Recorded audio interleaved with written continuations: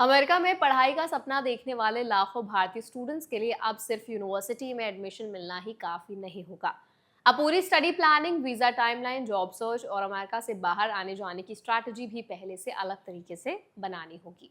वजह है Trump administration के नए F1 वीजा रूल्स जो सितंबर से लागू होने जा रहे हैं।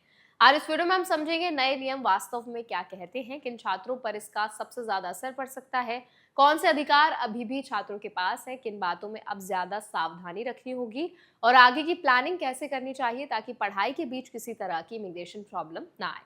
तो चलिए फिर जल्दी से वीडियो शुरू करते हैं। हाय, मेरा नाम है वर्षा दुबे और आप मुझे देख रहे हैं एनबीटी टेक एड पर। सबसे पहले नए नियम को आसान भाषा में समझते हैं।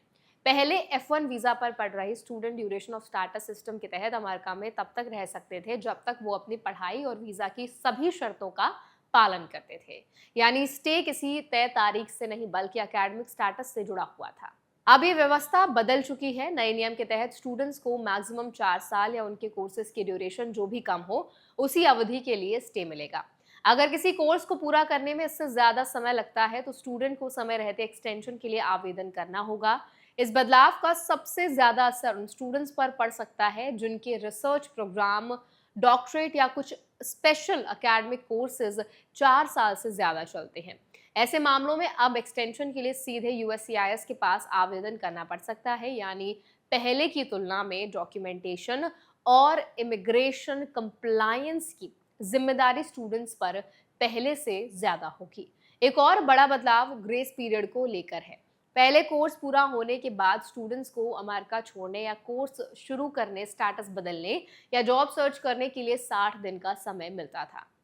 अब ये ड्यूरेशन घटाकर सिर्फ 30 दिन कर दिया गया है। इसका मतलब है कि ग्रेजुएशन के बाद करियर प्लानिंग के लिए पहले जितना समय मिलता था अब उसका आधा ही मिलेगा। इसीलिए जॉब सर्च, फ्यूचर स्टडी या इमिग्रेशन प्लानिंग पहले से शुरू करना ज्यादा जरूरी हो जाएगा। नए नियमों में यूनिवर्सिटी बदलने या प्रोग्राम चेंज करने की प्रोसेस भी पहले के कंपैरिजन में ज्यादा लिमिटेड हो सकती है। इसीलिए एडमिशन लेने से पहले कोर्स, यूनिवर्सिटी और करियर गोल को अच्छी तरह समझकर फैसला लेना जरूरी है। बार बार प्रोग्राम बदलने की प्लानिंग अब पहले जितनी आसान नहीं रह सकती।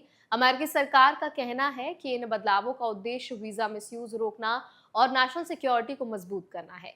वहीं कई एजुकेशन एक्सपर्ट्स का मानना है कि इससे जेन्युइन इंटरनेशनल स्टूडेंट्स पर भी एक्स्ट्रा एडमिनिस्ट्रेटिव प्रेशर बढ़ सकता है, खासकर भारतीय और चाइनीज स्टूडेंट्स के लिए, क्योंकि अमेरिका में पढ़ने वाले इंटरनेशनल स्टूडेंट्स का सबसे बड़ा हिस्सा इन्हीं देशों से आता है। भारतीय स्टूडेंट्स के लिए सबसे जरूरी सलाह यही है कि किसी भी डेडलाइन को हल्के में ना लें।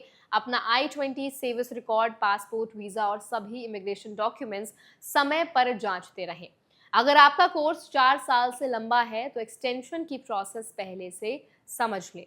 ग्रेजुएशन के बाद जॉब सर्च या स्टेटस चेंज की प्लानिंग की जो अंतिम उसको ना लास्ट मोमेंट पर छोड़ने की बजाय ना पहले से तैयार कर ले। साथ ही एक और बात ध्यान रखें, नए नियम लागू होने का मतलब ये नहीं है कि अमेरिका में पढ़ाई का रास्ता बंद हो गया है। अंडर ग्रेजुएट और अधिकांश मास्टर्स कोर्स 4 साल के भीतर हो जाते हैं। इसीलिए कई स्टूडेंट्स पर इसका सीधा असर नहीं पड़ेगा। लेकिन अब सफलता केवल एडमिशन मिलने से नहीं बल्कि सही इमिग्रेशन प्लानिंग से भी तय होगी। तो कुल मिलाकर अमेरिका में पढ़ाई करने की इच्छा रखने वाले स्टूडेंट्स के लिए अब सबसे ज़रूरत जो है, सबसे बड़ी चीज़ की, वो है सही जानकारी, समय पर डॉक्यूमेंटेशन और हर ऑफिशियल इमिग्रेशन रूल का पालन, क्योंकि आने वाले समय में अच्छी प्लानिंग ही आपकी पढ़ाई और करियर दोनों को सुरक्षित रखेगी। तो आई होप ये वीडियो आपके लिए हेल्पफुल रहा होगा। अब इस पूरे वीडियो पर आप क्या टेक रखते हैं कमेंट्स में शेयर कर दें। ऐसे और वीडियोस के लिए हमारे चैनल एनबीटी टेक एड को भी जरूर सब्सक्राइब करें।